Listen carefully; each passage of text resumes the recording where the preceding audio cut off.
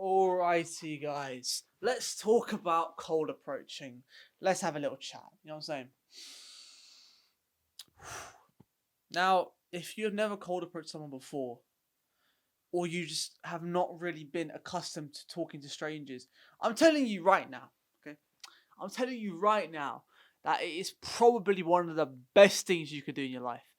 100%. It is something that gives you so much growth as a person, and comparatively other people are getting worse and worse and worse at this every single year. You know what I'm saying?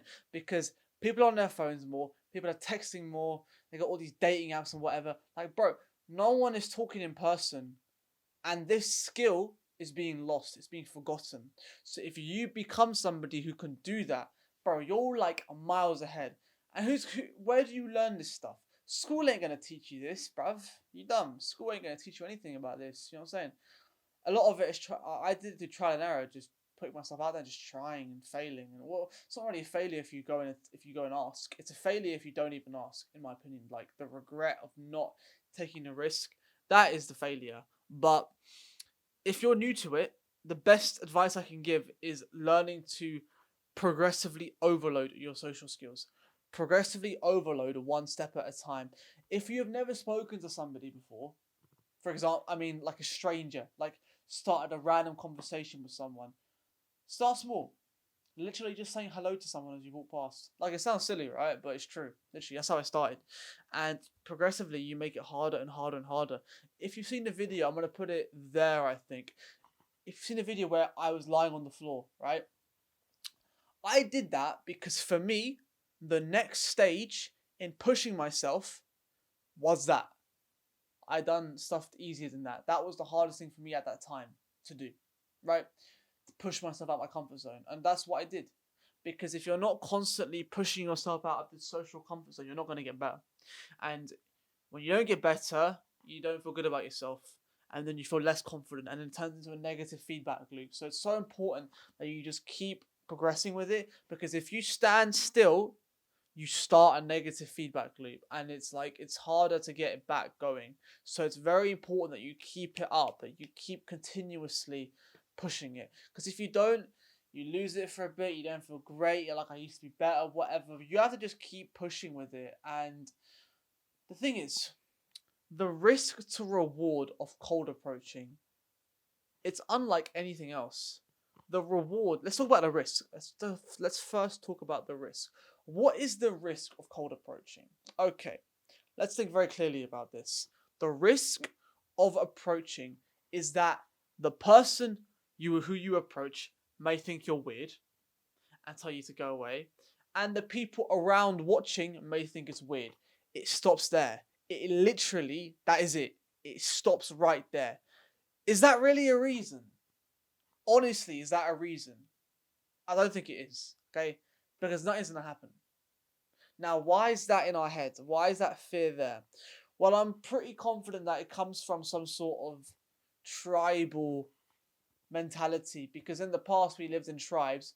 If you like pulled a move like that and it didn't go well, you could get socially ostracized and you don't get fed and you die.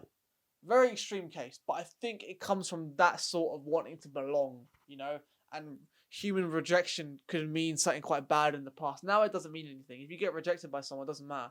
Whether it's you're like trying to talk to a girl or you're just trying to start a conversation, like rejection could be them not answering you back. That's rejection, you know what I'm saying? But the main thing is that you give it an effort. Because most people don't have the balls to give it an effort. So if you do, you put yourself way ahead of the curve. Now, what's the reward? Well, there's a lot. Number one, you could have a good conversation with somebody. You could learn something from that. Number two, you just feel like a winner after.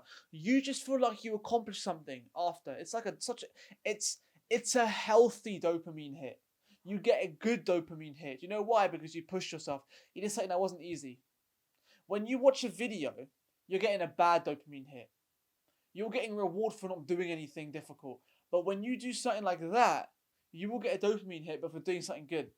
Doing something that you have to push yourself to do. Do you see what I'm saying? Like, that will start a positive feedback loop. It's like going to the gym. You may not enjoy it at first, but when you go to the gym, You start pumping some stuff. You look good. You feel good. You get a dopamine hit. That's a good dopamine hit because that's going to cause you to want to keep going. It's the same thing here. Dopamine isn't bad. People seem to think that having like a dopamine addiction is bad to certain things. It is if it doesn't go to anything. But when it's like a positive feedback loop that keeps a good habit going, then that's perfect. That's exactly what you want. You want to be addicted to the right things. And personally, I'm addicted to social skills. I know that sounds weird, but honestly, like, I'm actually addicted to getting better at it. And that's why that's such a big thing on my channel, because every time I get better at it, I feel better about myself. Every single time that I push myself harder, I feel better after. But it's not easy because eventually, sometimes, like a bad day for me, right, is having the option to talk to some people and I don't, because I just wussy out of fear. Now I'll give you just one story, right? So I was on holiday with my family, right? And we were on this boat trip, right? Like quite a big boat, like maybe like 80 people. And there were these three girls on the boat, and like we kept exchanging eye contact. And bro, like so more like 90% of the time, I would just go start talking to them. But I didn't speak to them for the whole boat trip. Do you know how shit I felt after? I felt like I just felt like such a wuss, bro. I felt like such a wuss. I was so disappointed in myself. And that was the first experience in a very long time where I really felt the regret, because I've been like pushing myself hard. I haven't been wussing out. I really felt it there. I was a bit disappointed in myself. I was like, you know what, bro? I don't want to feel that again. It was a good thing because it made the regret feel raw. I remembered what it felt like. I was like, damn, it doesn't feel good. It really don't feel good. So I'm gonna, yeah, I'm gonna make sure it don't happen again. And you avoid that bad feeling and you chase the good feeling. When it's for a good habit like this, it's beautiful, bro. It's perfect. That's exactly what you need. Then improving yourself just becomes a habit. It doesn't become like, oh, I have to do this to get better. That just becomes your persona. That is just me now. I just improve myself because it's fun. I just enjoy it. I just feel better about myself. That's why I do it. I don't do it for anything else. I don't do it because I'm like, oh, I need to get better. Like, I just do it because I enjoy it now. And it has a message. You know what I'm saying?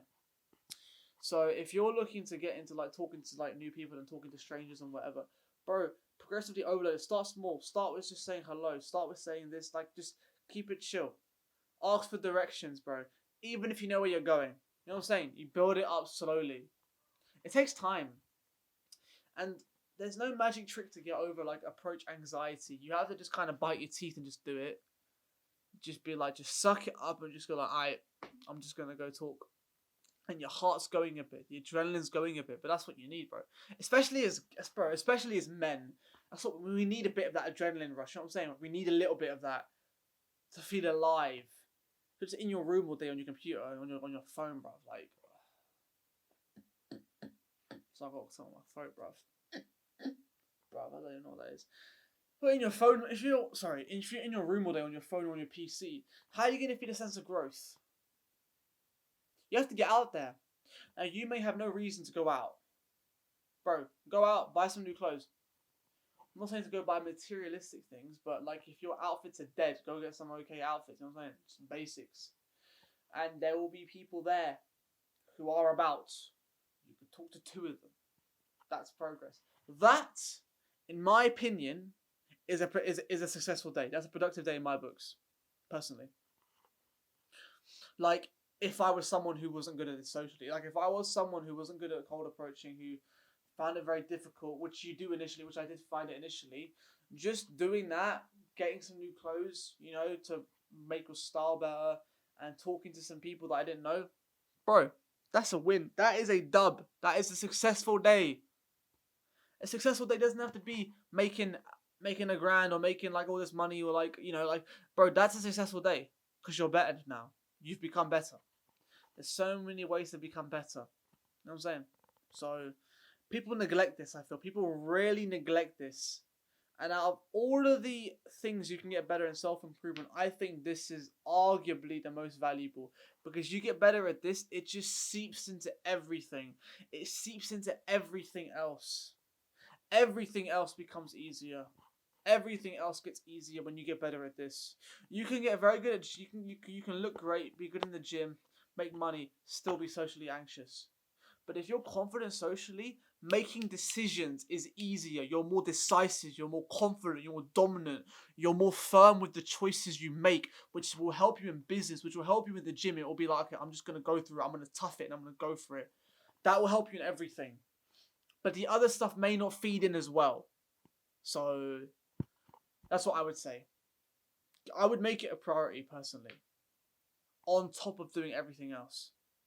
Because I've actually just gotten so much value from it. But that's what I want to leave you guys with today. Take the risk, avoid the regret. That's it, bro.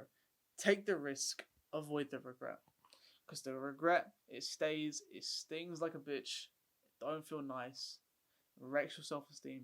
Avoid regret like the plague. I couldn't be asked to film this right now, I won't lie. It's 9:30. I'm gonna go to bed in like 20 minutes. I'll go to bed early, right? My eyes are tired. You probably see the massive bags on my eyes right now. But I did. You know what? Because I would have regretted it if I didn't. Take the risk and avoid regret like the plague. That is what you should do. I'm out. Peace. That was decent.